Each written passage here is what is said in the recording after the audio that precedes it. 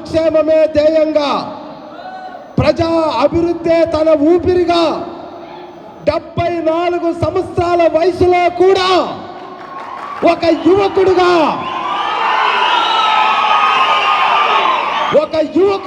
పోరాడుతున్నటువంటి నారా చంద్రబాబు నాయుడు గారి party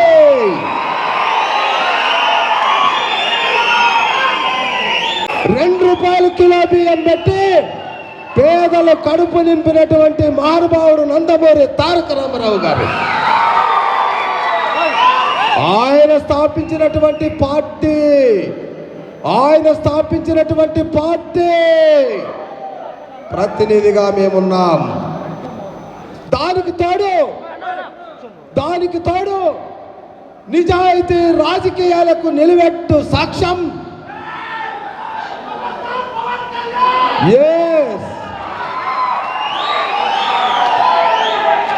YCP ప్రభుత్వ దురాఘాతాల్ని, ప్రజా అభివృద్ధి వ్యతిరేక కార్యక్రమాల్ని ఎక్కడికక్కడ ఎండగడుతూ ప్రజా గొంతుకును వినిపిస్తున్నటువంటి మన power star Pawan Kalyan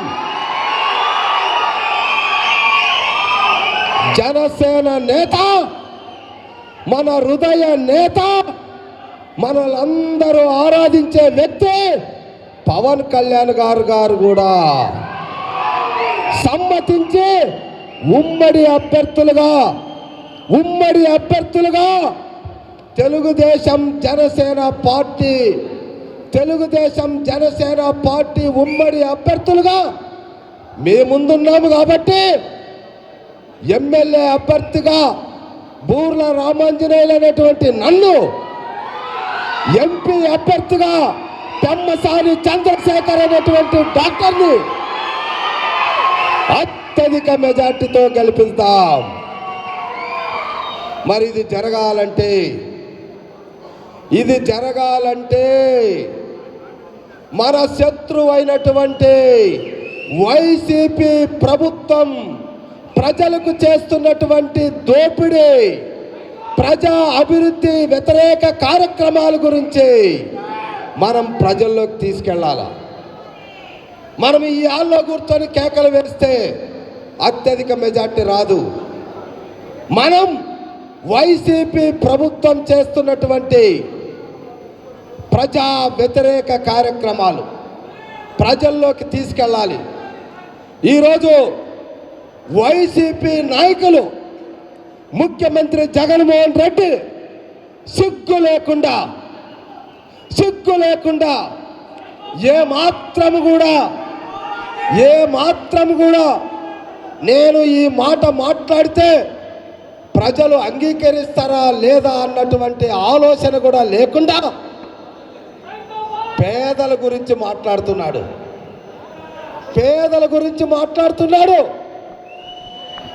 SC, ST, BC, minority, ఇతర వర్గాల్లో ఉన్నటువంటి పేదలకు ఈయన ప్రతినిధి అంట.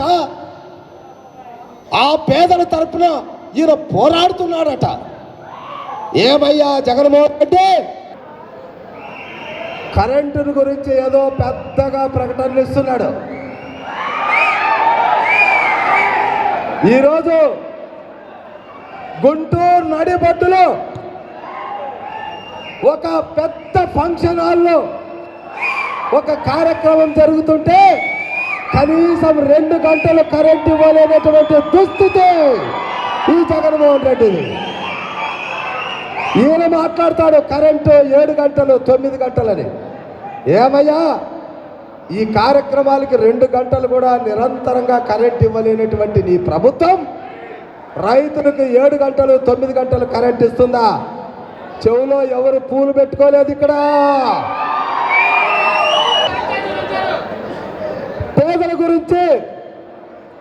పేదల గురించి జగన్మోహన్ రెడ్డి మాట్లాడుతున్నాడు. పేదల గురించి తాను ప్రాతినిధ్యం వహిస్తున్నానని చెప్తున్నాడు. మరి పేదల గురించి మాట్లాడేటప్పుడు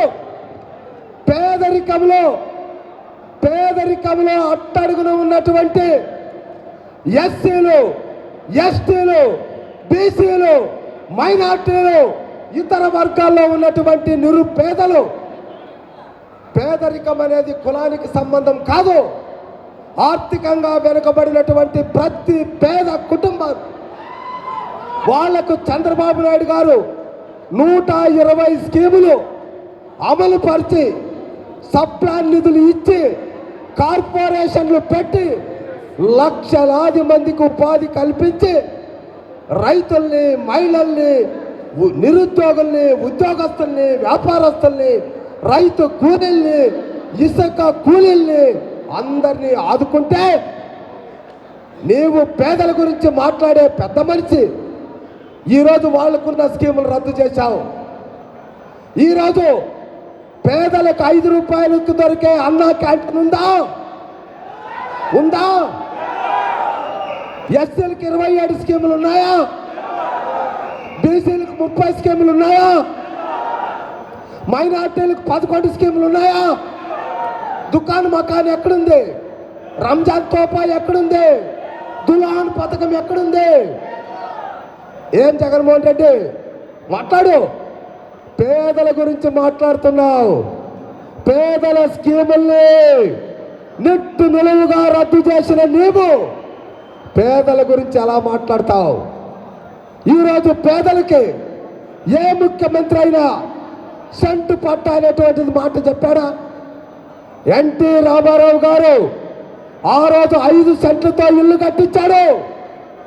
చంద్రబాబు నాయుడు గారు 2.5 సెంట్లతో ఇల్లు కట్టించాడు.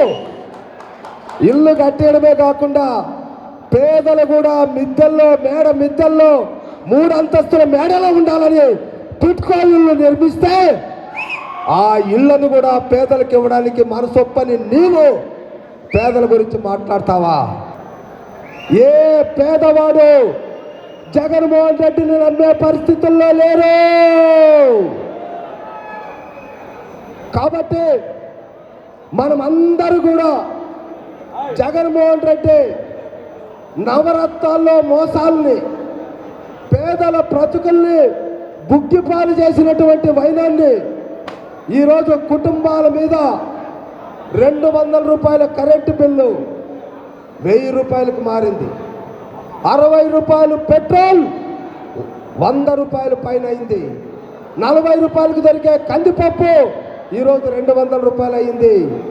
చెత్త మీద పన్ను, ఇంటి మీద పన్ను ఏది వదలకుండా ప్రజల ప్రతి కుటుంబం మీద 5 లక్షల అప్పు మోపినటువంటి జగన్మోహన్ రెడ్డి పేదల గురించి మాట్లాడతాడు. ఇవన్నీ విషయాలు మనము గ్రామాలకు తీసుకెళ్ళాలి. ఇక్కడికి వచ్చినటువంటి ప్రతి తెలుగుదేశం కార్యకర్త, ప్రతి తెలుగుదేశం లీడర్, జనసేన పార్టీ కార్యకర్త, లీడర్ అందరూ కూడా మన గ్రామాలకు వెళ్ళాలి. మన పల్లెల్లో మాట్లాడాలి, మన ఇంట్లో మాట్లాడాలి. చుట్టుపక్కల ఉన్నటువంటి అందరిని కూడా నిద్రలేపాలి. ఈ సైకో ప్రభుత్వాన్ని కూకటి వేళ్లతో పెకలించాలి. అప్పుడు మాత్రమే మన భవిష్యత్తు బంగారు బాట అవుతుంది. అందుకోసమే మనం చంద్రబాబు నాయుడు, పవన్ కళ్యాణ్ కలిసి ఏర్పాటు చేసే సంకీర్ణ ప్రభుత్వంలో ఏ ముహూర్తానైతే చంద్రబాబు నాయుడు అనే నేను ఈ రాష్ట్ర ముఖ్యమంత్రిగా ప్రమాణం చేస్తున్నానని ప్రకటిస్తాడు, అదే రోజు నుంచి పవన్ కళ్యాణ్ యొక్క సహకారంతో ప్రతి పేద కుటుంబాన్ని, ఈ రాష్ట్రంలో ఉన్న 1 కోటి పేద కుటుంబాల్ని లక్షాధికారులు చేసే బాబు సూరిటీ భవిష్యత్ గ్యారెంటీ కార్యక్రమాన్ని గురించి మనం మాట్లాడాలి. అంతేకాకుండా మా రూరల్ మండలంలో ఆ రోజు కాంగ్రెస్ ప్రభుత్వం మీరు మహానగరంలో కలిస్తే మీకు మంచినీళ్ళు కానీ, రోడ్లు కానీ, లైట్లు కానీ, మౌలిక సదుపాయాలన్నీ కల్పిస్తామని అబద్ధాలు చెప్పి మహానగరంలో కలిపేశారు. ఈరోజు మనం ఎక్కడికి వెళ్ళినా రూరల్ మండలంలో ఉన్న గ్రామాల్లో మంచినీళ్ళు లేవు, రోడ్లు లేవు, లైట్లు లేవు. వాళ్ళు పడుతున్నటువంటి అవస్థలు అన్నీ ఇన్ని కాదు. కాబట్టి మన ప్రభుత్వం వచ్చిన వెంటనే మీరు కేంద్ర ప్రభుత్వంతో మాట్లాడి దానికి కావలసినటువంటి ప్రత్యేకమైనటువంటి స్కీములు, నేను ఆనాడు పంచాయతీరాజ్ రూరల్ డెవలప్మెంట్ కమిషనర్గా పనిచేశాను, నా అనుభవాన్ని మీకు జోడిస్తాను, మీ ప్రతిభను అక్కడ చూపించండి. మన మెర్చడ్ గ్రామాలన్నిటికీ కూడా మౌలిక వసతులు కల్పించడానికి మనం పాటుపడదామని మనవి చేసుకుంటున్నాను సార్. జై తెలుగుదేశం, జై జనసేన, జై చంద్రబాబు నాయుడు, జై పవన్ కళ్యాణ్, జై లోకేష్ బాబు. పార్టీ కార్యకర్తలకు, లీడర్లకు, తెలుగుదేశం జనసేన పార్టీ కార్యకర్తలకు, లీడర్లకు అందరికీ పేరు పేరున ప్రత్యేకమైనటువంటి నమస్కారాలు తెలియజేస్తూ, మిమ్మల్ని ఇంత ఆశీర్వదించి పంపించిన మీ కుటుంబ సభ్యులకి మంచి జరగాలని ఆ భగవంతుని ప్రార్థిస్తూ సెలవు తీసుకుంటున్నాను. జై తెలుగుదేశం, జై జనసేన.